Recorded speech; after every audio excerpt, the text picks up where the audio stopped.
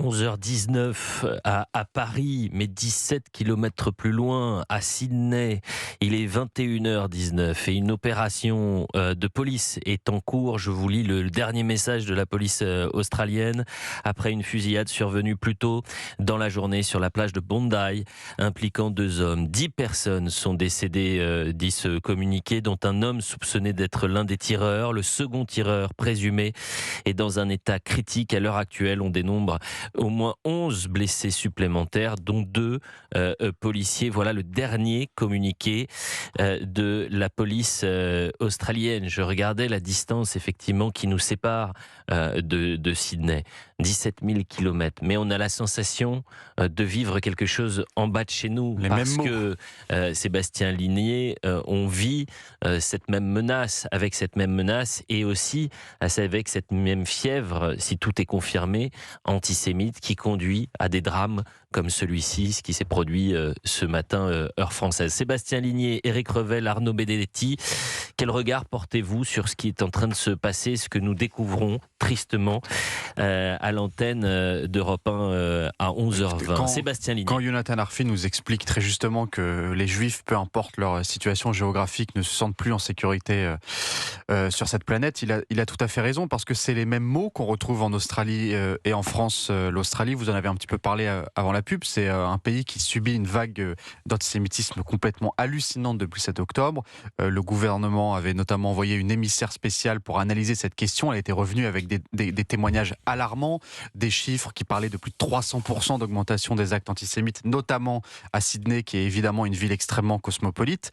Et puis il y a le même terreau politique aussi, parce que en Australie, c'est un gouvernement de centre-gauche, on va dire, mais qui est sous l'influence et la pression de son aile gauche, qui est extrêmement présente sur les questions de Palestine, de reconnaissance palestinienne que le gouvernement a reconnu en août dernier.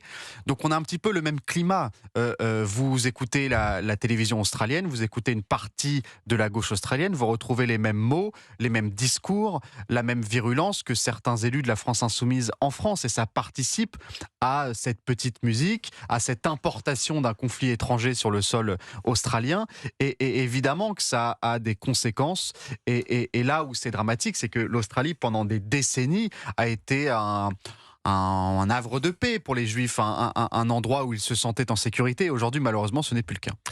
Je rappelle que effectivement, entre octobre et 2023 et septembre 2024, du côté de Sydney en Australie, il y a eu effectivement une explosion des actes antisémites. Plus de 2000 incidents ont été recensés d'octobre 2024 à septembre 2025.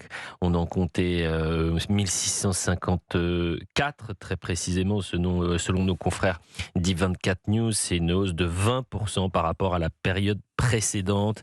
Il reste environ 5 fois plus élevé qu'avant octobre 2023. C'est-à-dire qu'il y a eu un avant et un après octobre 2023, bien évidemment, et ça touche l'ensemble de l'Occident. L'Australie aujourd'hui, c'est la France hier, c'était la Grande-Bretagne avant-hier, bien sûr, ou encore les États-Unis, Éric Revel. Oui, l'antisémitisme né et alimenté par l'extrême gauche partout dans le monde. Sébastien dit centre-gauche, moi j'appelle ça l'extrême gauche, produit des effets dévastateurs. On est évidemment tous bouleversés et extrêmement choqués par cet acte qui, je lis les propos du président israélien Yitzhak Herzog, ne fait plus beaucoup de doute, puisqu'il parle d'actes ignobles terroristes.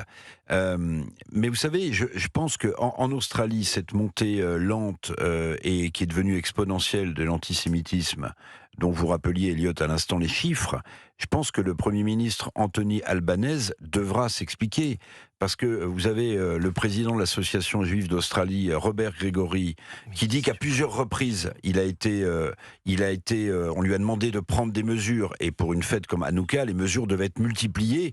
Visiblement, le Premier ministre australien n'en a pas tenu, ou on a tenu très peu compte. Donc, au-delà de ce drame effroyable, Sébastien parlait d'un pays protégé, c'était même un sanctuaire.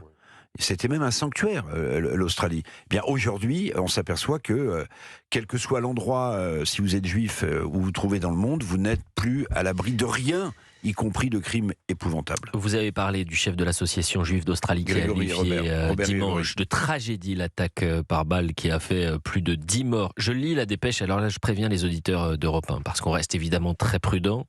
Vous avez entendu effectivement Jonathan Arfil, président du CRIF, qui lui parle d'attaques terroristes antisémites.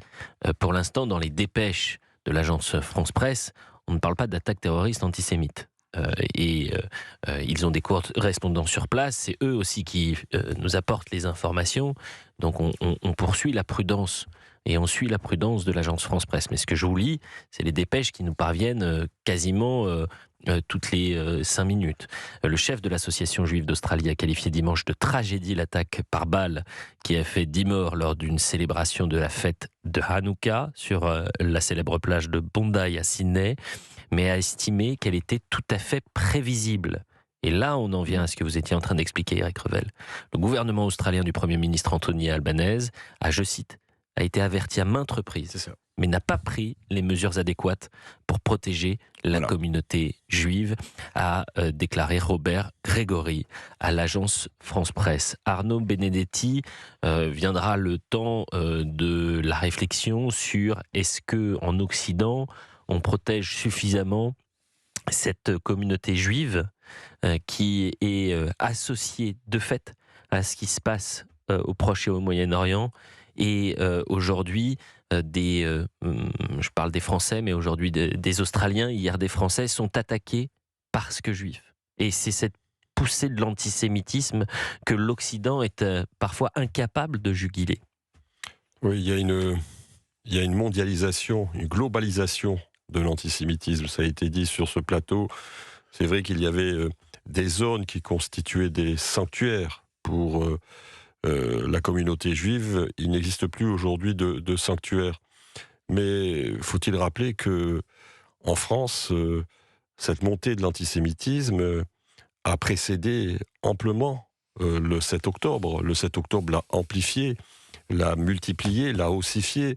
Mais clairement, cette montée de l'antisémitisme, on la voit venir depuis pratiquement la fin des années 90 et le début des années 2000. Je le rappelle, et je le rappelle toujours chaque fois qu'on évoque ce sujet, des enfants ont été tués dans une école en France parce qu'ils étaient juifs, et c'était en 2012 déjà. Donc c'était, il faut le rappeler, l'école Zaratora à avant Toulouse. Le 7 octobre. Donc c'est un phénomène qui, en effet, aujourd'hui se métastase, et clairement on voit que un certain nombre finalement de dirigeants occidentaux soit le sous-évaluent, ce qui constitue déjà une faute, soit ne veulent pas le voir pour parfois des raisons qui peuvent être des raisons malheureusement idéologiques. Et c'est là aussi une deuxième faute, et j'allais dire presque une double faute. En tout cas, ce qui est sûr, c'est qu'il est temps de réagir. Il est 11h27 sur Europe 1, on est ensemble jusqu'à 13h, et je vous rappelle cette information de la journée, information dramatique si vous nous rejoignez à 11h27 sur Europe 1, cette fusillade en Australie en pleine fête de Hanouka, la première fête, premier jour où on allumait cette bougie. Vous savez que c'est une fête juive qui est célébrée pendant 8 jours. Ça s'est passé sur la plage de Bondi à Sydney, et le bilan est extrêmement lourd puisqu'il fait état d'au moins 10 morts et de 12 blessés. On y continue d'en parler dans un instant sur Europe 1.